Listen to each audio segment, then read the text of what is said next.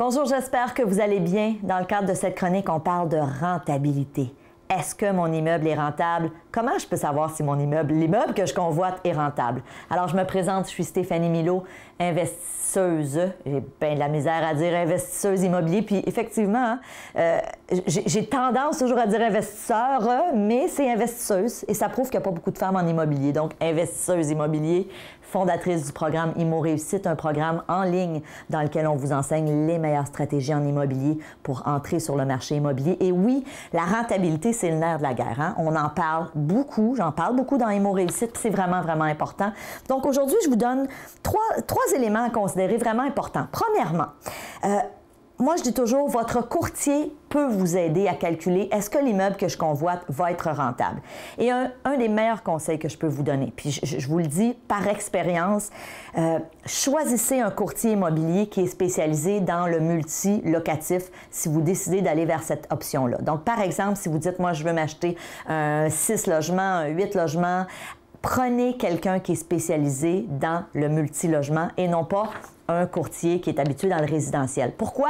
Parce que les calculs sont très, très, très différents. Et moi, j'ai réalisé par expérience que beaucoup de courtiers immobiliers en résidentiel n'avaient pas cette habileté à faire les calculs justes. Puis c'est vraiment, vraiment important. Un immeuble peut être très rentable à l'achat, mais des fois, il y a des choses qu'on omet, et puis ça, je vais vous en parler dans une minute. Un courtier immobilier qui est spécialisé dans le multilogement va être capable de voir qu'il y a eu des omissions, il y a eu des choses qu'on a oubliées. Donc, vraiment, vraiment important, votre courtier va pouvoir vous faire ces calculs-là. Moi, les courtiers avec lesquels j'ai fait affaire dans les dernières années, ils avaient des logiciels. Dans le programme Immo Réussite, on a mis à titre indicatif un document Excel qui vous permet de calculer, OK, est-ce que cet immeuble-là va être rentable? C'est un calcul qui est quand même assez complexe, donc c'est vraiment, vraiment important de vous faire aider là-dedans. Deuxièmement, ne sous-estimez pas les dépenses futures. Et ça, souvent, c'est ce qu'on oublie. On achète un immeuble, il est rentable, on le rentre dans notre fichier, on fait notre calcul de rentabilité, mais on a oublié que, dans un an, je vais avoir toutes les portes et fenêtres à refaire. Ou dans 6 mois, je vais devoir refaire le toit parce qu'il est à veille de couler. Ou je vais être obligée de refaire toutes les cuisines dans chaque appartement parce que c'est toutes des cuisines d'origine et que c'est un immeuble qui a 50 ans. Dites-vous une chose.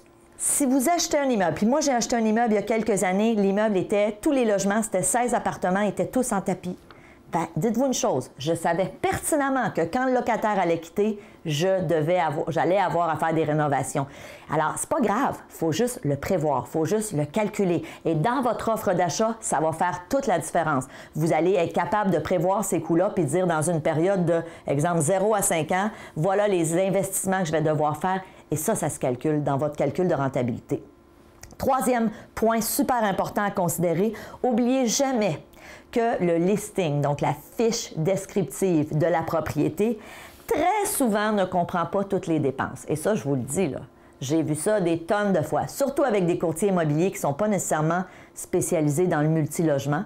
Tu sais, mettez-vous à la place d'un vendeur. Là, lui, le vendeur, il veut vendre sa propriété. Alors, il va vous mettre le minimum de dépenses. Il va peut-être omettre de vous dire que, les réservoirs à eau chaude, donc les tanks à eau chaude, comme on dit en bon québécois, sont loués. Il faut que tu payes pour chaque logement, exemple, 15 $.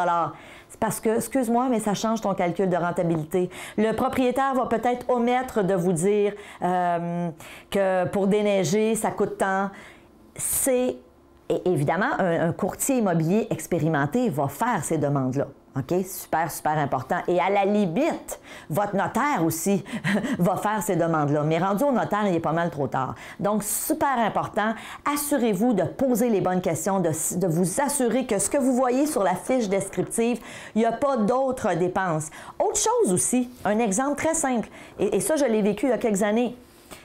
Dans la fiche descriptive de l'immeuble dont j'ai fait l'acquisition, on mentionnait, exemple, je vous donne un chiffre, là, 3 000 $ pour assurer l'immeuble. Quand moi, il y a une chance, j'ai fait mes devoirs. Quand moi, j'ai sollicité une soumission à mon assureur, c'était 5 000 $. J'ai dit, il y a quelque chose qui ne fonctionne pas. Qu'est-ce qui justifie que lui, ce propriétaire actuel-là, paye 3 000 et que moi, je vais en payer 5 pour le même immeuble, pour la même couverture? Et on m'a expliqué que ce propriétaire-là, de qui j'achetais, avait plus de 1000 logements. Et tous ces logements étaient assurés au même endroit. Donc, évidemment, il réalisait des économies d'échelle. Moi, Pour eux, j'étais un petit investisseur, même si j'avais 97 logements, et on ne pouvait pas me faire ces prix-là. Donc, c'est toutes des choses vraiment importantes à penser qui changent la donne quand c'est le temps de calculer la rentabilité de votre immeuble. Évidemment, plein d'autres éléments à considérer si vous voulez en savoir plus. Si ça vous intéresse de devenir investisseur immobilier ou de faire l'acquisition de votre première propriété ou d'assurer votre avenir ou d'assurer peut-être juste un petit revenu d'appoint supplémentaire, je vous ai fait une série de vidéos gratuites dans lesquelles je vous partage plein de stratégies pour débuter en immobilier. Alors, je vous invite à simplement cliquer ici. Vous allez pouvoir rentrer votre email et vous allez avoir accès à cette série de vidéos. Puis c'est gratuit. Alors, je vous dis merci d'être là. Merci de votre confiance et on se voit dans une prochaine chronique. Salut!